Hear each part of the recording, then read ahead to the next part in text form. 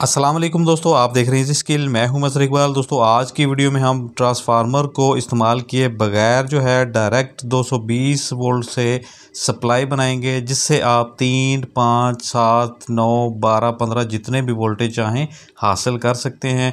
और इसमें हम ट्रांसफार्मर का यूज़ नहीं करेंगे। इस सर्किट को बनाने का मुकम्मल तरीका डायग्राम के साथ मैं आपको दिखाऊंगा कि आप किस तरह से बगैर ट्रांसफार्मर के सप्लाई बना सकते हैं, जिसमें आप अपनी मर्ज़ी के वोल्टेज हासिल कर पाएंगे। अगर आप चैनल पर नए हैं और अभी तक चैनल को सब्सक्राइब नहीं किया तो चैनल को सब्सक्राइब करके साथ बेल नोटिफिकेशन भी ऑन कर लें, ताकि आपको हमारी आइंदा आने वाली तमाम वीडियोस के नोटिफिकेशन भी मिल सकें। तो इसमें जो कंपोनेंट्स इस्तेमाल होंगे वो सारे मैं आपको दिखाता हूँ। चंद कंपोनेंट्स हैं, कोई ये मतलब कि बड़ी सप्लाई नहीं है। इसको इस्तेमाल कैसे किया जाता है तो मैं आपको ये भी बताऊंगा। इसकी जो तमाम डिटेल्स आपसे शेयर करूंगा। तो इसको बनाना स्टार्ट करते हैं। इससे पहले अगर आपने अभी तक चैनल को सब्सक्राइब नहीं किया तो चैनल को सब्सक्राइब कर लें, साथ बेल नोटिफिकेशन भी ऑन कर लें, ताकि आपको आने वाली तमाम यूज़फुल वीडियोज़ के नोटिफिकेशन भी मिलते रहें। तो स्टार्ट करते हैं। तो फ्रेंड्स, सबसे पहले आपने जो 4 डायोड्स लेने हैं 1N4007 के। तो इन डायोड्स को आपने क्या करना है कि चारों डायोड्स को मिला के ब्रिज रेक्टिफायर बना लेना है।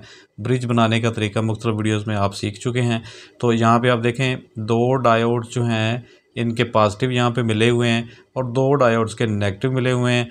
और अब इन दोनों पेयर्स को आप जोड़ेंगे तो एक का पॉजिटिव और नेगेटिव यहाँ पे आ जाएगा, और इधर से भी एक का पॉजिटिव और नेगेटिव यहाँ पे आ जाएगा। ये 2 जो पॉइंट्स हैं ये वाले, ये इसके एसी के लिए होंगे, और ये आपके नेगेटिव पॉइंट होगा आउटपुट का, और ये आपका पॉजिटिव पॉइंट होगा आउटपुट का। ठीक है, तो इसको आप गौर से देख लीजिए। तो इसको स्टार्ट करते हैं। इसके बाद आपने तो इसके अलावा आपने लेना है एक कैपेसिटर 330 माइक्रोफैरड 35 वोल्ट का। तो अब आपने करना क्या है कि इस ब्रिज रेक्टिफायर की जो नेगेटिव डायोड्स वाली साइड है, यानी कि ये वाली साइड, ये पॉजिटिव आ गई आउटपुट के लिए और ये नेगेटिव आ गई। तो नेगेटिव साइड को आपने कैपेसिटर के नेगेटिव पॉइंट पे और पॉजिटिव साइड को आपने कैपेसिटर के पॉजिटिव पॉइंट के साथ सबसे पहले लगा देना है। तो आप देख रहे हैं कि यहाँ पे हमने इस ब्रिज के ऊपर कैपेसिटर को लगा दिया है।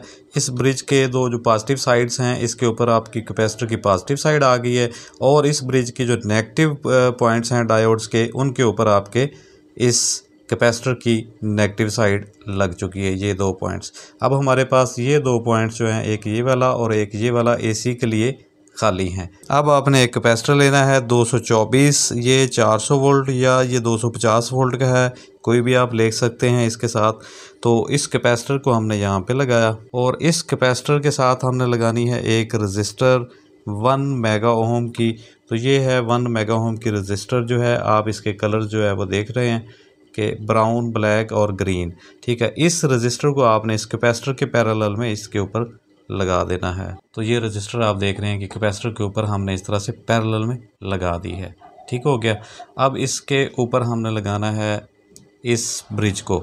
तो इस ब्रिज की एक साइड जिस पे डायोड का पॉजिटिव और नेगेटिव आ रहा है, कैपेसिटर के अलावा जो दूसरी साइड्स बची थी उनमें से एक साइड को हमने इसके साथ लगा देना है यहाँ पे।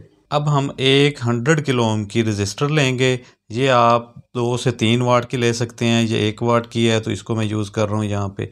तो इसको आपने लगा देना है इस ब्रिज की दूसरी साइड पे जो कि खाली है अभी तक। तो इस तरह से ये तमाम चीज़ें हमने लगा दी हैं। तो इसको अब हमने क्या करना है कि इसके ऊपर हमारे एसी के जो 2 पॉइंट्स है वो यहाँ पे आ जाएंगे। तो अब एसी के लिए एक वायर जो है वो इस कैपेसिटर की पहले वाली साइड के ऊपर लगा देंगे हम, और एक पॉइंट जो है एसी का वो हम लगाएंगे इस 100 ओम की रजिस्टर के साथ। और इसके बाद हम क्या करेंगे, अब आउटपुट के लिए हमने 2 वायर्स लगानी है। इस कैपेसिटर की पॉजिटिव साइड जो थी इसके ऊपर पॉजिटिव वायर आ जाएगी, इस कैपेसिटर की नेगेटिव साइड के ऊपर आपने आउटपुट के लिए नेगेटिव वायर लगा देनी है। तो ये आपका सर्किट जो है वो रेडी हो चुका है। तो फ्रेंड्स, अब आपने क्या करना है कि आपको जितने वोल्टेज आउटपुट पे चाहिए उतने वोल्ट का आपने इसके ऊपर जीनर डायोड लगा देना है। तो ये हमारे पास एक 12 वोल्ट का जीनर डायोड है, और एक दूसरा डायोड मेरे पास है 7.5 वोल्ट का। तो ये दोनों को मैं लगा के बारी बारी आपको टेस्ट करवाता हूँ। तो लगाना किस तरह से है कि आउटपुट की आपकी 2 वायर जो हैं पॉजिटिव और नेगेटिव, तो आपने नेगेटिव को डायोड की एनोड पे लगा देना है, और इस पॉजिटिव को आपने डायोड की कैथोड पे लगा देना है, इस ब्लैक पट्टी वाली साइड पे। तो ये इसके ऊपर आपका जीनर डायोड भी लग चुका है। अब इसको हम सप्लाई देंगे और इसके वोल्टेज टेस्ट करेंगे। तो इस सर्किट को हम जो है वो एसी करंट यहाँ पे देंगे। तो ये एसी करंट हमने इसको दे दिया है। अब आपने इसको टच नहीं करना, ठीक है। बेशक यहाँ पे डीसी करंट आ रहा है, आपने इसको टच नहीं करना। इसके ऊपर हम मल्टीमीटर लगा के जो है इसके वोल्टेज चेक करते हैं। तो देखिए मैं मल्टीमीटर लगा के आपको इसके वोल्टेज टेस्ट करवाता हूँ। तो इसकी आउटपुट पे नेगेटिव के साथ हमने नेगेटिव प्राप लगाई और पॉजिटिव के साथ हम इसकी पॉजिटिव प्राप लगाएंगे। तो मल्टीमीटर के ऊपर आप देख सकते हैं इसके वोल्टेज जो है पूरे 12 वोल्ट यहाँ पे आ रहे हैं, ठीक है। इस तरह से इसके आउटपुट पे 12 वोल्ट हमको मिल गए।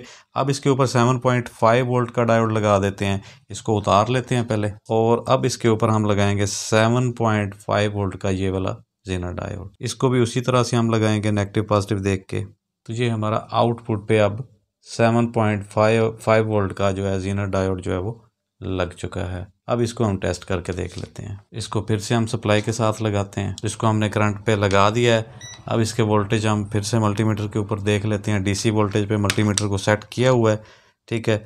अब पॉजिटिव के साथ पॉजिटिव और नेगेटिव के साथ हम नेगेटिव लगाएंगे। तो आप मल्टीमीटर के ऊपर देख रहे हैं 7.6 वोल्ट आपको आउटपुट पे मिल रहे हैं।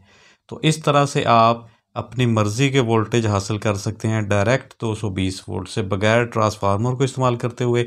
लेकिन आपने यहाँ पे जो चीज़ का ध्यान रखना है वो ये है, एक तो यहाँ पे आउटपुट पे आपने इसको टच नहीं करना, और दूसरा ये है कि ये जो सप्लाई है आपकी, ये आपके ज़्यादा लोड पे काम नहीं आएगी, क्योंकि इसके ऊपर आप आउटपुट लोड 15 से 20 मिली एम्पेयर तक ही इसको यूज़ कर सकते हैं। आपने देखा होगा एलईडीज़ को चलाने के लिए इस तरह की सप्लाईज इस्तेमाल की जाती हैं, यानी कि आपकी जो एलईडी लाइट्स होती हैं उनको चलाने के लिए इस तरह की सप्लाईज इस्तेमाल की जाती हैं। तो उनके लिए चूँकि उनके एम्पेयर्स जो हैं आउटपुट की, उनकी कंजप्शन जो है मिली एम्पेयर्स में होती है, बहुत ही कम होती है। तो उसके लिए आप इस सर्किट को यूज़ कर सकते हैं।